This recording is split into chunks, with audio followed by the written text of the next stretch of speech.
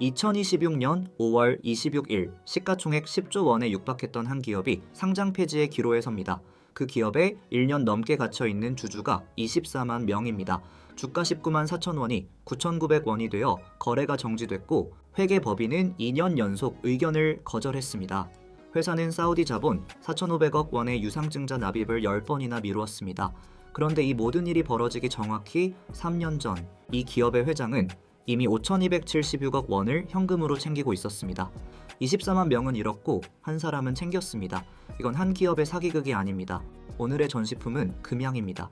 시가총액 10조 원이 어떻게 무너졌고 그 과정에서 회장은 5,276억 원을 어떻게 챙겼는지 지금부터 해부해 드리겠습니다.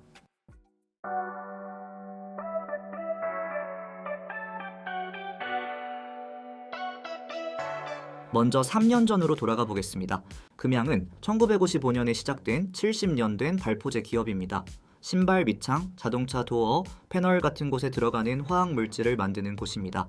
발포제 분야에서는 세계 시장 점유율 40%, 글로벌 1위로 본업 자체는 단단했습니다. 그런데 이 기업이 갑자기 어느 무대 한복판에 등장합니다. 금양은 2022년 7월 원통형 2차 전지 개발에 성공했다고 발표합니다. 마침 그 무렵 한국 주식시장은 2차 전지 광풍의 한가운데에 있었습니다. 에코프로가 주당 100만 원을 돌파하며 황제주로 불리던 시기입니다. 금양의 홍보이사로 영입된 한 인물이 유튜브에서 배터리 아저씨라는 별명으로 이름을 알리기 시작합니다. 그가 한국의 진짜 2차 전지 종목은 따로 있다고 말할 때마다 금양의 주가는 튀어 올랐습니다. 수치로 보겠습니다. 2022년 7월 금양의 주가는 주당 약 5,000원이었습니다. 시가총액 2천억 원대. 그저 그런 중견 화학 기업이었습니다. 그런데 1년 뒤인 2023년 7월 26일 주가는 19만 4천 원을 찍습니다. 약 1년 만에 38배, 시가총액은 9조 원을 넘어 10조 원에 육박하게 됩니다. 한국 증시 역사에서 보기 드문 수직 상승이었습니다. 이 시점에 시장이 믿었던 이야기는 두 가지입니다. 첫째, 몽골 광산. 금양은 2023년 5월 몽골 광산 회사 몽라에 투자한 뒤 이렇게 발표했습니다. 이 광산에서 연간 매출 4,024억 원, 영업이익 1,610억 원이 나올 것입니다. 둘째, 차세대 원통형 배터리. 테슬라가 표준으로 점찍은 지름 46mm 원통형 배터리를 금양이 한국에서 가장 먼저 양산하겠다고 발표했습니다. 이 두 가지 서사 위에서 시가총액 10조 원이 만들어졌습니다. 24만 명의 개인 투자자가 금양의 주식을 사 모았습니다. 소액 주주가 들고 있던 지분은 전체의 65%를 넘어섰습니다. 한국 증시에서 보기 드문 압도적인 개미 비중이었습니다. 여기까지가 신화의 전성기입니다. 그런데 데이터가 가리키는 진실은 달랐습니다. 시장이 신화를 믿고 있던 바로 그 시점, 기업 안에서는 정반대의 일이 벌어지고 있었습니다. 2023년 10월부터 2024년 4월까지 주가가 10만 원대 고점에서 출렁이던 그 7개월 동안 회장 본인과 회장이 100% 소유한 개인 회사 두 곳, KJ 인터내셔널과 KY에코는 보유 주식 525만 주를 시간외 매매로 처분했습니다. 매각 단가는 주당 8만 4천 원에서 10만 7천 원 사이, 이렇게 회수한 현금이 무려 5,276억 원입니다. 그런데 회장은 이 돈을 자기 통장에 넣어두지 않았습니다. 거의 전액을 다시 회사에 빌려줍니다. 연 이자율 4.5%로요. 회장은 고점에서 주식을 팔아 5천억을 챙긴 뒤 그 돈을 다시 회사에 빌려준 채권자가 된 것입니다. 회장이 회사로부터 받게 되는 이자만 연간 약 210억 원, 같은 시기 금양이 본업으로 벌어들이는 영업이익을 훌쩍 넘어서는 금액이었습니다. 기업은 흔들리는데 회장은 회사로부터 매년 210억씩 받아가는 구조가 만들어진 것입니다. 그로부터 정확히 2년 5개월 뒤 이 기업은 상장 폐지 결정의 자리에 서 있게 됩니다. 여러분 중에는 이렇게 생각하시는 분도 계실 겁니다. 그래도 사업이 잘 됐으면 다 같이 좋았을 것 아니냐? 하지만 데이터는 다른 이야기를 하고 있습니다. 2024년 9월 27일 금양은 조용히 공시 하나를 정정합니다. 1년 4개월 전에 발표했던 몽골 광산의 수익 전망치를 매출 4,024억 원에서 66억 원으로 바꿉니다. 영업이익 1,610억 원은 13억 원으로 대폭 줄어듭니다. 영업이익 전망치의 99%가 1년 만에 사라진 것입니다. 한국거래소는 즉시 금양을 불성실 공시 법인으로 지정하며 벌점 10점에 제재금 2억 원을 부과했지만 그게 전부였습니다.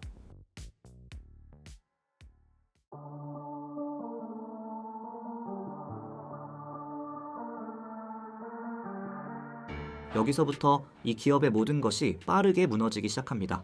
다만 회장의 자리는 이 와중에도 오히려 더 단단해졌습니다.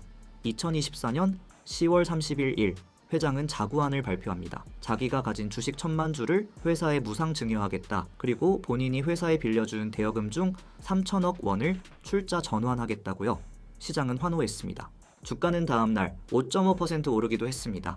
하지만 이 자구안의 본질이 무엇인지 냉정하게 살펴볼 필요가 있습니다. 왜냐하면 당시 회사 통장으로 새로 들어온 현금은 0원이었습니다.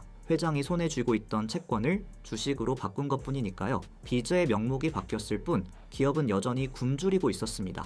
2024년 9월에 4,500억 원 규모의 유상증자가 발표됩니다. 하지만 두 달 뒤인 2025년 1월 그 계획은 무산됩니다. 한국거래소는 다시 한번 금양을 불성실 공시법인으로 지정합니다. 누적 벌점이 15점을 넘어가며 관리 종목으로 지정되었습니다. 2025년 3월 20일 일 외부 감사인 한울회계법인이 감사 의견을 거절합니다. 의견 거절은 회계법인이 기업에 던지는 가장 강한 경고입니다. 이 기업의 재무제표를 우리는 신뢰할 수 없다는 뜻입니다. 이날 거래가 정지됐습니다. 19만 4천 원이었던 주가는 9,900원에서 멈췄고 24만 명의 주식도 그 자리에 함께 갇혔습니다. 거래가 멈춘 그 순간에도 한 가지는 멈추지 않았습니다.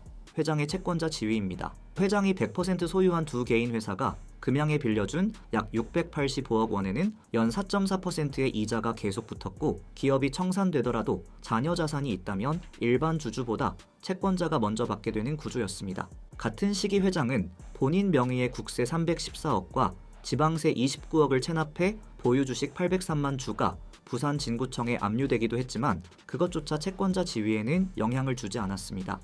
기업이 침몰하는 와중에 마지막 구명줄로 등장한 것이 사우디 자본이었습니다.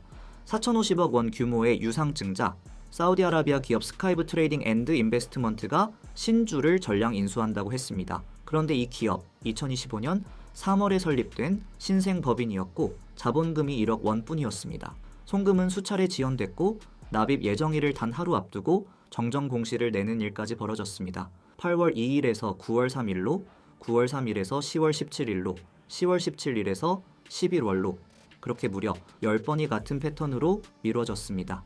마지막 미뤄진 날짜는 2026년 6월 30일 상장 폐지 결정일 한 달 뒤였습니다. 2026년 3월 23일 금양은 두 번째 의견 거절을 받습니다. 신한회계법인 회계법인은 이렇게 적었습니다. 영업 손실 418억, 당기순 손실 535억, 그리고 1년 안에 갚아야 할 빚이 받을 수 있는 현금보다 6,112억 원이나 많다고요. 2년 연속 의견 거절. 유가증권시장 상장 규정 제48조에 따라 상장 폐지 사유가 추가로 발생합니다. 그리고 2026년 5월 26일 한국거래소 상장공시위원회가 금양의 운명을 최종 의결합니다. 위원회가 상장 폐지를 의결하면 회사는 통상법원에 가처분을 신청해 시간을 벌고 기각되면 7영업일의 정리매매를 거쳐 시장에서 사라집니다. 24만 명이 거래정지 상태로 갇혀있던 1년 넘는 시간이 정리매매 7영업일로 마감되는 구조입니다. 위원회의 결정이 어느 쪽으로 나더라도 결과는 이미 정해져 있습니다. 5,276억 원을 먼저 빼놓은 회장은 손실이 없고 회사에 남는 자산이 있다면 채권자인 회장이 먼저 받습니다. 회장이 받고 남은 것이 있어야 거래정지로 갇힌 24만 명의 몫이 생깁니다. 이것이 데이터가 가리키는 결말입니다. 여러분 중에는 이렇게 결론 내리고 계신 분도 있을 겁니다. 결국 또 한 번의 사기극이 일어났구나. 하지만 본질은 다릅니다. 이 사건은 사기극이 아닙니다. 회장의 모든 행위는 공시되었고 절차는 합법이었으며 누구도 법적 의미의 거짓말을 한 적이 없습니다. 그럼에도 24만 명의 자산은 사라질 위기에 놓였고 한 사람만은 잃을 것이 없을 뿐 아니라 회사가 무너지는 와중에도 계속 이익을 챙길 수 있는 구조를 만들어 놓았습니다. 이것이 시스템의 구조적 함정이라는 말의 의미입니다. 이 함정의 정체를 두 가지로 짚어드립니다. 기업이 미래 매출과 영업이익 전망을 발표할 때 그 숫자의 근거를 사전에 강제로 검증받지는 않습니다. 발표는 자율이고 시장은 즉시 그 발표 위에서 움직입니다. 금양의 경우 매출 4,024억 원, 영업이익 1,610억 원의 전망이 발표된 시점부터 정정 공시까지 1년 4개월, 그 사이 시가총액 10조가 만들어졌고 정정 공시 후 거래소가 부과한 처벌은 벌점 10점에 제재금 2억 원이었습니다. 24만 명의 손실과는 비례하지 않는 처벌입니다. 코스피 상장 기업인 금양은 사우디 4,500억 원 유상증자를 10번 미뤘습니다. 그런데 한국거래소는 즉각 손을 쓸 수 없었습니다. 코스닥에서 유상증자 납입을 6개월 이상 미루면 불성실 공시법인으로 지정되지만 코스피에는 그런 규정이 없기 때문입니다. 같은 행위가 어느 시장에 속해 있느냐에 따라 처벌받기도 하고 처벌받지 않기도 하는 구조입니다. 이 두 가지 함정은 금양에만 있는 것이 아닙니다. 그리고 마지막으로 알아두셔야 할 사실이 있습니다. 한국 자본시장의 공시는 대주주 개인의 행위와 회사의 자금 흐름이 분리되어 등록됩니다. 보고 주체가 다르기 때문에 합리적인 설계입니다. 다만 그 설계 안에서 개인 투자자가 두 공시를 연결해 의미를 읽어내려면 사실상 종일 공시 시스템을 들여다봐야 합니다. 금양에서 회장의 시간외 매매 공시와 회사의 단기차 입금 공시 사이에 같은 돈이 흐르고 있다는 사실을 일하고 가족을 챙기며 사는 사람이 실시간으로 알아챌 수는 없습니다. 검증되지 않은 전망이 시가총액을 만들고 규정의 사각지대가 시간을 벌어주고 분리된 공시가 같은 돈을 두 점으로 갈라놓는 동안 24만 명이 알 수 있는 것은 아무것도 없었습니다.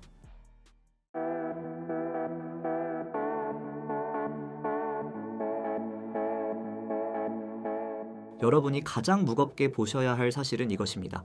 자본시장에서 같은 사건도 누가 먼저 알았느냐에 따라 정반대의 결과를 낳습니다.